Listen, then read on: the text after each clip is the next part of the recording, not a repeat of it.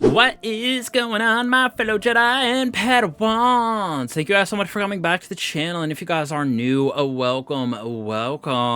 Today we're continuing our builds inside of episode Heresy with a Prismatic Warlock build using the Verity's Brow. You could throw on, if you want, the exotic class item that has the Verity's Brow spirit on it, but in general, people don't like when I make those for whatever reason, so we just threw on Verity's Brow in general. But got a little buff, or change I should say, with its Death Throes having a decaying timer instead of being just immediately 2-0 from ×5, which is pretty nice because we can do some pretty good amount of damage with these grenades that we're going to be throwing. So we got ourselves the 4th magic weapon. Final blows with a damage type matching our grenade grants us Death Throes. This provides us grenade damage as well as grenade energy. When you have Death Throes and throw a grenade, nearby allies also gain greatly increased grenade regeneration for a short time. So not only are we going to be able to spam grenades with this build, but our fellow guardians are as well. So could be good with something like a Sunbreaker Warlock, even though they're already spamming grenades, but with something, I don't know, like that, or a Titan with Armamentarium, something like that, if you're looking to spam some grenades in that aspect too. But a very fun little perk, and it feels way better with that decaying timer. Like I said, instead of going from ×5 right to ×0, now it'll go from ×5 down to ×4 down to ×3. So very nice change. Now when we move on to a prismatic subclass right here, I'm going to be using Storm Trance because the regen is disgusting. Very good at ad clear. I'm going to be using the healing rift that we got on this bad boy with Balance Glide, our Arcane Needle to help us to get Transcendent, as well as Storm Grenade because of the weapon I'm going to be using is our Lodestar, the new trace rifle that we got with the season pass and episode here in Heresy. For me, I am going to throw on Bleak Watcher. I know this might be a little controversial, but we're going to get grenades back super fast with this build because everything that we got on it with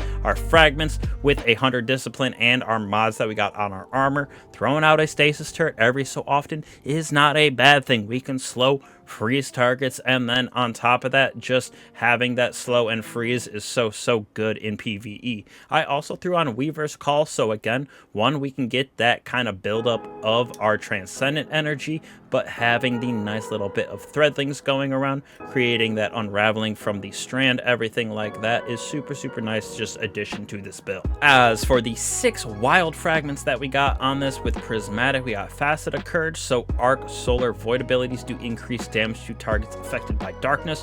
One reason we got this on, so our grenades are going to do even more damage on those darkness debuffed targets. Facet of Balance, rapidly defeating targets with light, gains us melee, rapidly defeating targets with darkness, grants us grenade, so another way that we're going to get back our grenade really fast with this build. Facet of Dominance, our Arc Grenade is going to jolt targets, once again adding to the damage ad clear side of this build. Super nice. Facet of Protection, when we are surrounded, we are resistant to incoming damage, or more resistant. Well, Transcendent, this effect is increased, which is super nice. And game wise, staying alive, Facet of Protection gets procced quite a bit. Definitely saw it a lot in that contest on day 1 for the dungeon.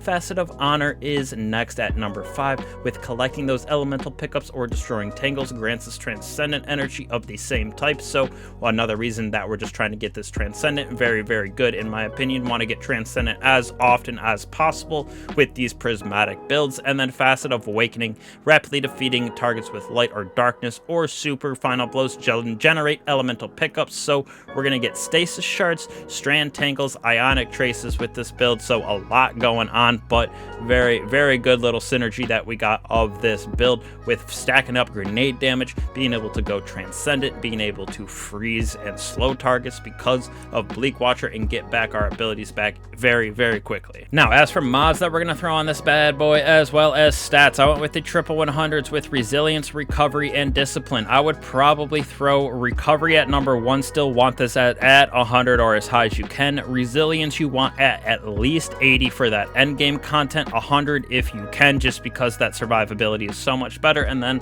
like I said earlier, we got that 100 on our grenade, so we're going to get that back very quickly with this build. Heavy ammo finder on this because down here we're going to be using special ammo finder when we do those those finishers. Plus on our artifact we're gonna get the same thing, so want that heavy to be stacked up. Ashes to assets right here, we're gonna get even more of that super energy on grenade defeats, and we're throwing those out all willy-nilly, like with harmonic siphon for that lodestar. Bolstering detonation is gonna give us our class ability, so our rift when we do damage with those grenades. Then both of these in momentum transfer as well as impact induction, little internal feedback loop of causing damage with our melee is going to give us our grenade, vice versa, damage with our grenade is going to give us melee, so another way that we're getting those abilities. As always, for our chest piece right here, you can change this up depending on the content you are going into. Totally up to you just what's going in with the dungeon. There's a lot of solar going on, so that is what I was throwing on, but again, up to you and the content you are facing. Boots right here, recuperation, regeneration, as well as absolution. We're going to get that nice little bit of energy for all of our abilities, as well as the least amount of ability with some health being gained as well when we throw down all of those orbs of power and pick them up.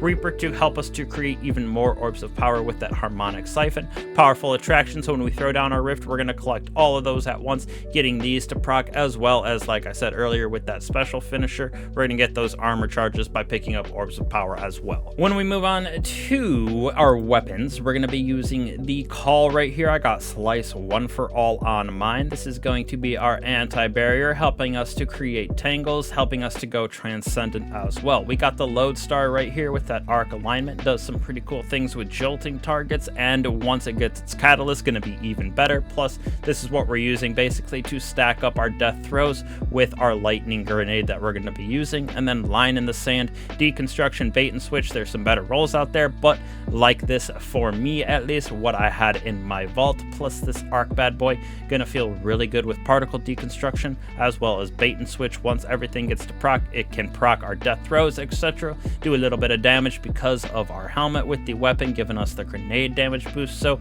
good little synergy that we got right there. Plus they can actually stun unstoppables as well. Lost but certainly not least, inside of the Tablet of Ruin right here, we're going to go with Unstoppable Fusion, like I said, with those anti-barrier sidearms. For me, I went with Overclock and Load. So while we are amplified or have bolt charges, arc weapons gain increased handling and reload. So both our Lodestar as well as our heavy. Unraveling Orbs for our beautiful call, going to be even better, adding to the synergy of this build.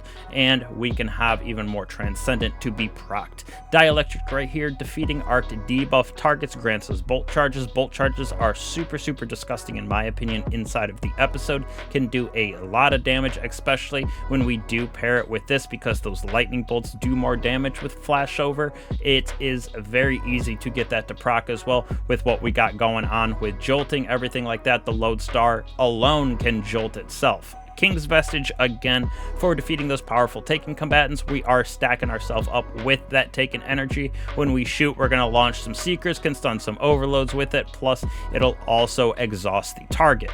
Photonic Flare, defeating an exhausted or severed target with arc releases a blinding burst, so that can be from our King's Vestige. And then again, by defeating those void debuff targets, we're going to get charges of that bolt, and then they're going to do even more damage. Like I said earlier, Dreadful Finish when defeating powerful combatant. We're going to spawn special ammo for us and our allies, adding to the special ammo finisher that we got down below inside of our class item as well. Particle Reconstruction right here, very good with that sustained damage with our linear that we got on in line in the sand. Going to be able to juice damage on bosses with this, champions, etc. Definitely one of the most used perks, if you will, for some of that end game content. And then I think probably for me would go something maybe like Defibrillating Blast. So stunning that champion grants us the max number of bolt charges. Like I said, bolt charges are disgusting, triggering an arc bolt that heals us and also jolts combatants that it damages, which will in turn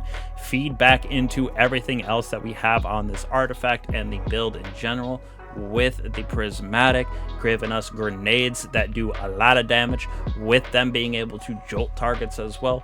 We got that bait and switch inside of that linear fusion with particle reconstruction. I do really like this build as well. Got a version coming out with this Verity's Brow that is probably gonna be void, so we can spam some void grenades, but we will see, just because this artifact is definitely specified to Arc and Void. But Warlocks definitely give this build a try out. Can go through content with ease inside of Destiny 2.